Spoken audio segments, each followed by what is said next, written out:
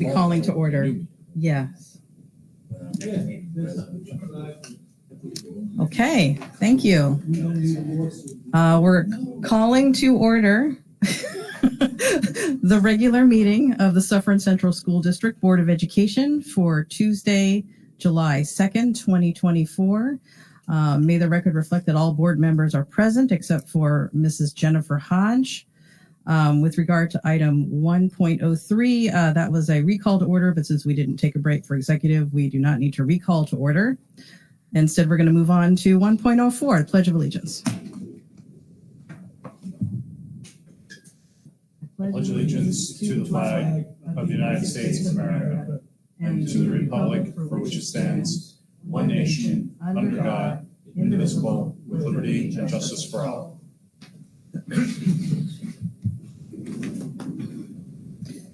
Okay, and 1.05, minutes of the regular meeting of June 18th, 2024. Do I have a motion to accept the minutes? Mr. Shapiro, and second? That's Mr. Donnelly. All those in favor signify by saying aye. Aye. Anyone opposed? Any abstentions? All right, thank you. And moving on to 1.06, minutes of the special meeting of June 26, 2024.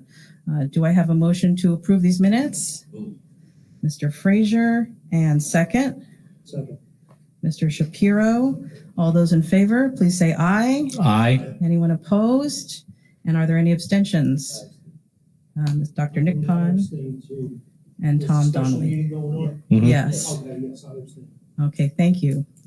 And 1.07, superintendent's comments. Thank you very much. Welcome to summer, everyone.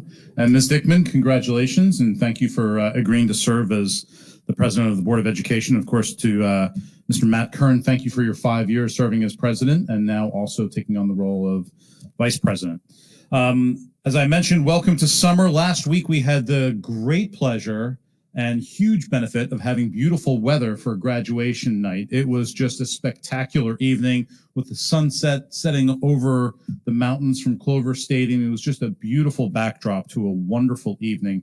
We had 350 graduates graduating from Suffern High School, and we were joined by over 4,000 attendees in the stands. I mean, the stands were packed.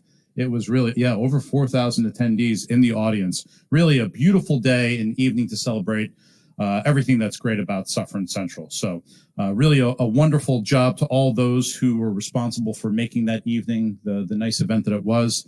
Dr. Adler, the principal of the high school, his team, everyone that played a role in that. And congratulations, of course, to our graduates. This week, we have the distinct pleasure of welcoming our new director of PPS, Ms. Dominique Maribel. She started just yesterday. She is going to be leading our special education department. I know that we've already had an outreach on social media introducing her to the community. There will be a letter coming out.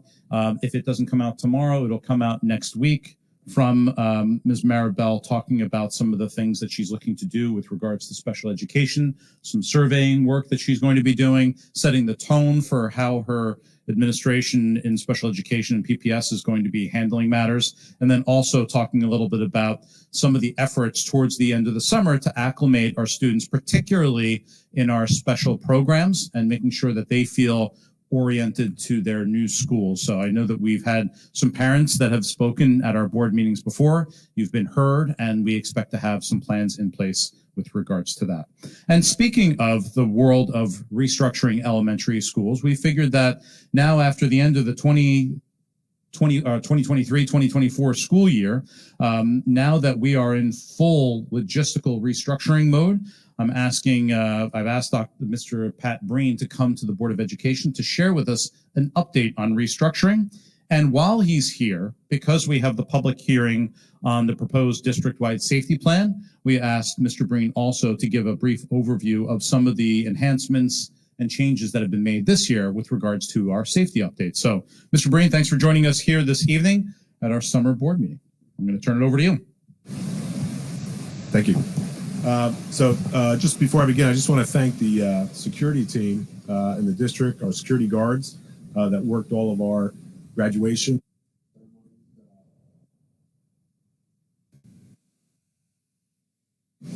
Testing, 1, 2.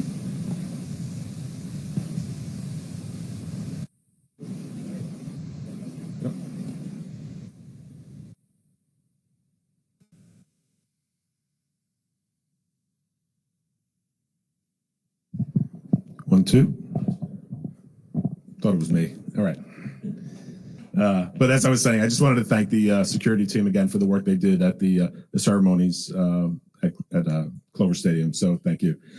So yes, our district safety update for this year. As you recall, our district-wide safety plan is updated annually, as are our building plans.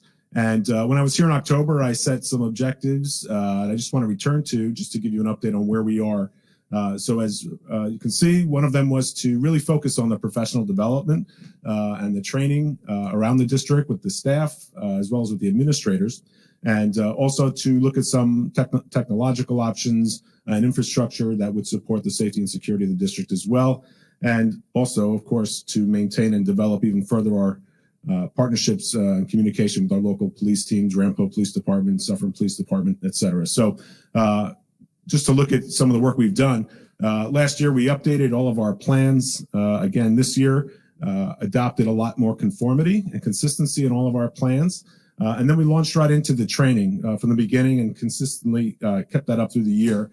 And it started with incident command training with our principals as well as our teachers in charge, which was a new addition to supporting the principals when they're out of the building. If you recall, they are staff members, teachers in the building that would step in when the principal leaves. So again, making sure everybody understood how the incident command system and structure worked. We moved then into shell training, both for the building emergency response teams as well as the faculties in each of the elementary schools, high school and the middle school. And then look to shore up our, drills, if you will. So we obviously did our regular drills and then added in lockdown drills at lunchtime at different times of the day at Suffern High School and Suffern Middle School. And again, always encouraged our police partners to walk through the building, to check their fobs to make sure their entries they can get into the building when they need to, things like that. So all of that checked out great. Also on my end, we coordinated some, countywide training with the Rockland County Sheriff's Department, and we conducted a tabletop exercise, which really checked the consistency of communication throughout the district at all our teams from the district level down to the building levels. And this was a countywide training all of the districts in the county participated in at the same time. We also moved, and I'm also getting training again in threat assessment. And this is new from the Rockland County Sheriff's Department. They're putting together a threat assessment team, a county team, if you will, that will be a resource for anyone in the county, schools, hospitals, et cetera. And we are partnering with them. The training is through the Department of Homeland Security, and will be continuing actually over the summer for me, and then transferring into our teams at the building level and the district level this year.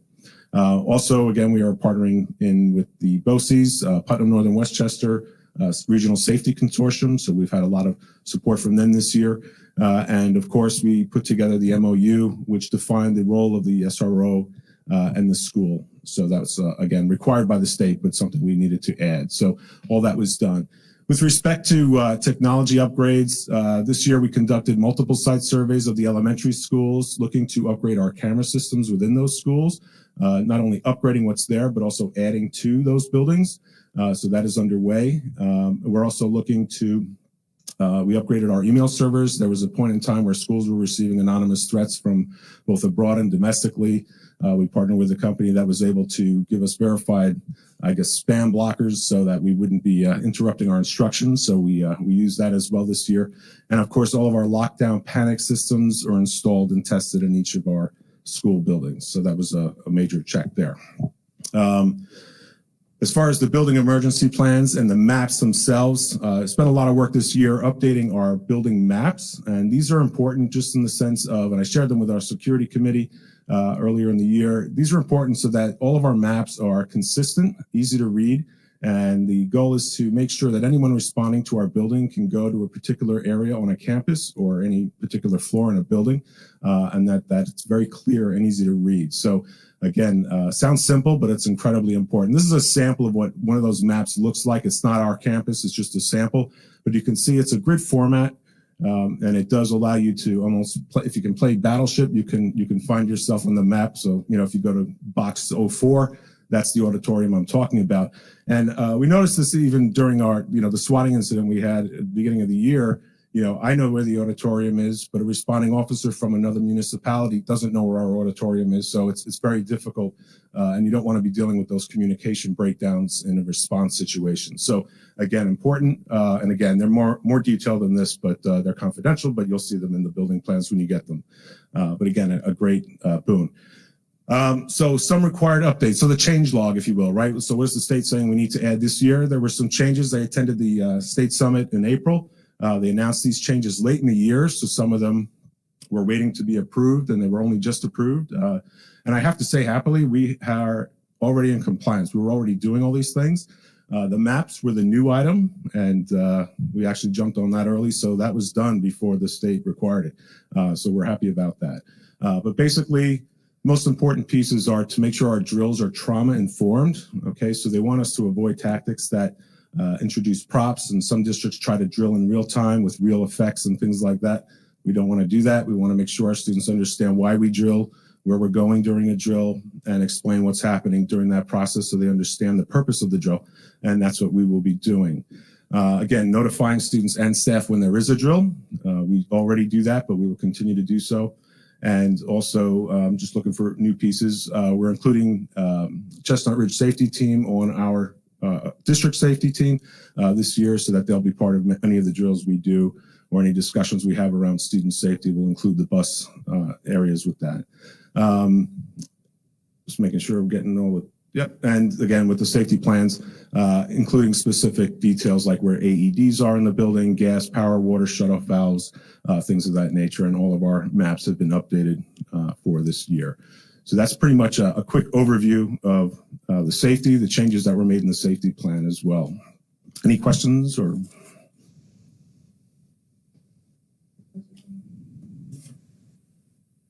Okay, the bright orange slide, we're going to pivot, so I had to change colors. Sorry, I'm color-coded. Also, before I begin, I want to thank profusely the buildings and grounds and maintenance team here at Suffern Central. We started, and I'll get into it a little bit more formally, but we started the work June 27th, and we are way ahead of schedule.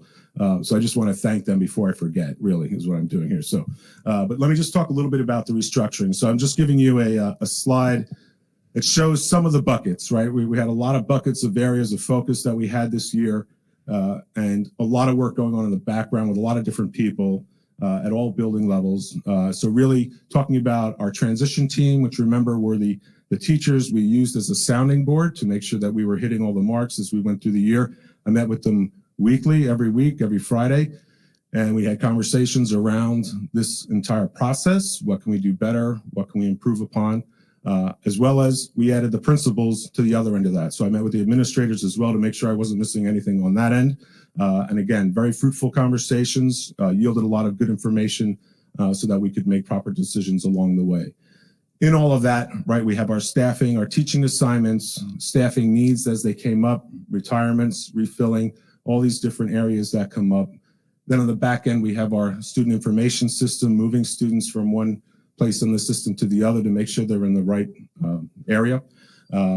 Again, looking at facilities upgrades. Do we need to do anything in any of the buildings where we're moving classrooms or changing classrooms or altering offices? All of that taking place. And again, of course, working with the principals to make sure that they're planning for this year as well as next year, right? That was the challenge for them, to make sure that this was, going well this year and then rolling into next year ready to go. And so without forgetting, transportation also involved in that, looking at our run times, and I'll talk a little bit more about that in a minute. But right now, we are in July and August. This is the moving and logistics piece. This is the most physical aspect of the transition process. And again, I just wanted to say thank you to the Buildings and Grounds team. So we have a 4-phase plan over the summer to deploy the equipment, the classrooms, the furniture, all those items into the different areas throughout the district. It's very defined, and this is them last week moving everything, and just give a snapshot. We color-coded all of our boxes, so anything that was green was going to Montebello. Had a very good system to facilitate that process. Again, worked beautifully. And this is our 4-phase plan, just so you can see the days. There's a lot of text there, but I just wanted to give you the sense that we have 10 teams. They're made up of our own people, our own custodial teams. They're working in various buildings. We just finished phase one as of yesterday. So we are now ahead of schedule, which is great. And we're working into phase two of the teams now moving other furniture from different buildings to where they belong throughout the district. So it's a smaller move in a sense, but making sure that that's done on time as well. So looking at that phase, we hope to be finished with that by the middle of July, with all our teams returning back to their designated buildings, doing the standard cleanings that we do before school starts again, and then making sure that everything is in place for the teachers when they come back in August, between August 19th and 30th. Thank you for that MOA. And that was something that came out of the transition team. So it was things like that that helped us, make sure we were setting this up right. Some areas of additional planning, we have our teachers coming back. So all of our furniture, all the classrooms will be set up, ready for them between August 19th and 30th. Our IT teams will be going in, as they do every year, making sure that everything is set up. Phones are connected, classrooms, teacher stations by the 3rd, which is the day staff return. And our special ed department, as Dr. Gunnison said earlier, will be scheduling orientation opportunities for our students in our self-contained programs to visit the new schools, new classrooms, and that date is to be determined, but it is forthcoming. And then our transportation department working on finalizing routes, adding new registrants, as we know that happens over the summer, and then conducting practice runs to ensure that those routes are accurate and the drivers know them well. So that's where we are in a snapshot for the summer, where we're going for the next 2 months. Any questions? Any questions from the board? Any comments? I gotta say, Pat, that's amazing. Great job. Thanks, Tommy. Thank you. All right. Any more? All right. Okay. Thank you very much, Mr. Breen. I just want to reiterate, and with regards to the safety plan, the partnerships that we have with Ramapo Police Department, Suffern Police Department, the Sheriff's Department, just incredible work that you've been doing in helping to forge these already strong relationships and make them stronger to help protect our students. We've really had some really challenging topics, especially early on in the year, and your partnership with them really made things much smoother.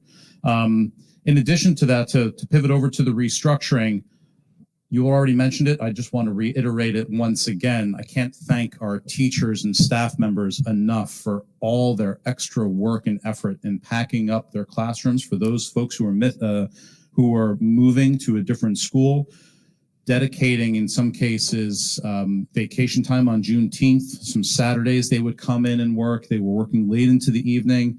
And a big shout out to Viola staff on really packing up an entire school building and making that ready to go the day after school was out. And that allowed the incredible 50 some odd custodial and maintenance and tech workers to unpack and move the entire Viola school a week before we had a deadline. Is just incredible. And I know Rockland Boces is very appreciative of the fact that they're able to move in. I think they started moving in today or yesterday, right? So we are moving along, and there are more details to come, and we look forward to further updates. So thank you so much for quarterbacking and leading all this. We appreciate it, Pat. Thank you. Good job, Pat. And this concludes my superintendent's report. All right. Thank you, Dr. Gunderson, and thank you so much, Pat. Those are two major undertakings that you discussed tonight, the district-wide safety plan as well as the restructuring. We're always happy to hear when anything is coming in ahead of schedule. But thank you so much for being on top of both of those major projects going on this summer. Now we are going to move on to item 1.09. 1.08, which is the public hearing on the proposed district-wide safety plan. This is the opportunity for the public to come and speak about the district-wide safety plan. Is there anybody here tonight who is here to speak about the proposed district-wide safety plan? Okay, seeing as there are none, we will move on to 1.09. This is the first of our public participation sections, and this is in regard to action items only. Action items are listed on our agenda, 2.01 through 2.26. Is there anyone from the public who's here to speak about action items? Okay, then we will move on to the action item section. Before I ask for a consent agenda, are there any items that any board member would like to pull? Okay, then I would ask for a motion for a consent agenda for action items number 2.01 through 2.26. Do I have a motion? Move. Mr. Kern, and do I have a second? Second. Mr. Frazier. All those in favor signify by saying aye. Aye. Is there anyone opposed? And are there any abstentions? Okay. All right, then we're going to move on to board member comments. 6.01, are there any board members with any comments tonight?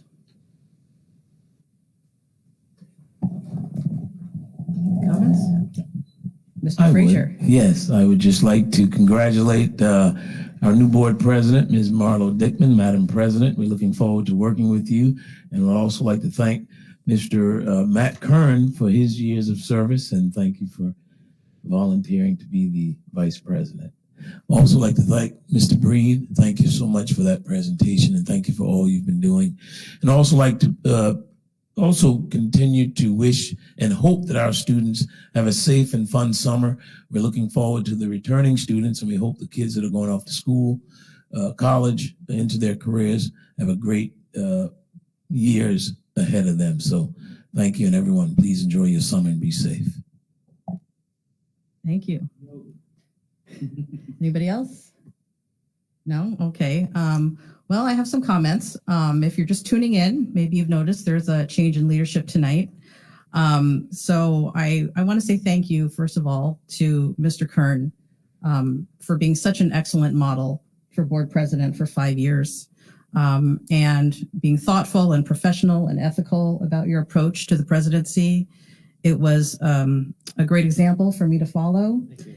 And thank you for continuing on as vice president, because I'm sure I will be calling on your experience frequently. Also, thank you to the rest of the board for your confidence in having me take the job of president. I really appreciate it. And also to the Suffern Central community for returning me to the board for another term. First of all, I really enjoy it, as I've said before, but I really do find this a very valuable, worthwhile experience. So thank you for that. And now, moving on to our second public participation section. This is participation on any district-related business. Is there anybody here who would like to speak tonight? Okay, thank you. As with all of our speakers, we ask you to please give your name, your relationship to this district. Please limit your comments to 3 minutes. And also, please do not mention anyone in the district by name or any students by name. Sure. Hi, how are you? My name is Laura Sullivan. I have a student in elementary school in Suffern Central. So I'm a parent. I was just wondering about the interview process, and specifically we have a vacancy for elementary special education, the superintendent for elementary education, and just the special education in general. I was just curious as to what that process looks like. I'm curious as to how many candidates applied for the position that was just filled, and how many candidates are applying for the one that is open now. What does the process look like for interviewing? How many rounds of interviewing are there? And additionally, I'm just curious as to what stakeholders were involved. Were there stakeholders from the parent community, the teacher community, in staff community, like in the schools? I just wanted to know a little bit more about that process, especially considering that I know it directly affects my child because he is in special education. And I was just wondering if there were any representatives from the special education parent community on that interview committee, and will there be in the future for the other vacancy that you'll be filling? I don't know if you're going to answer that now. No, as you know, this is a public comment period. It's Yeah. not a period for dialogue, but I'm happy to reach out to you and have a telephone conversation to shed a little bit of additional light into the process and what we're doing moving forward for the supervisory position in the elementary school level. So I'll be sure to reach out to you. I really appreciate that. Thank you so much. Thank you. Are there any other speakers tonight? Okay, seeing as there are none, we will close that portion of the meeting and move on to item number 8.01, which is superintendent's closing comments. I would just like to say I wish everyone a safe and happy summer. Hopefully everyone is taking some time off to relax, rejuvenate. There's a lot of work taking place throughout the district this summer, but make sure you take those breaks as well. And we will see everyone back here on August 6th for our midsummer meeting. Thus concludes my second superintendent comments. Thank you. All right, everyone, please have a good and safe 4th of July and enjoy the next part of the July. And we will see you back here August 6th. Do I have a motion to adjourn the meeting? Mr. Donnelly, and second? Second. Mr. Shapiro. All those in favor signify by saying aye. Aye. Anybody opposed to adjourning the meeting? Okay, thank you. We will see you all on August 6th.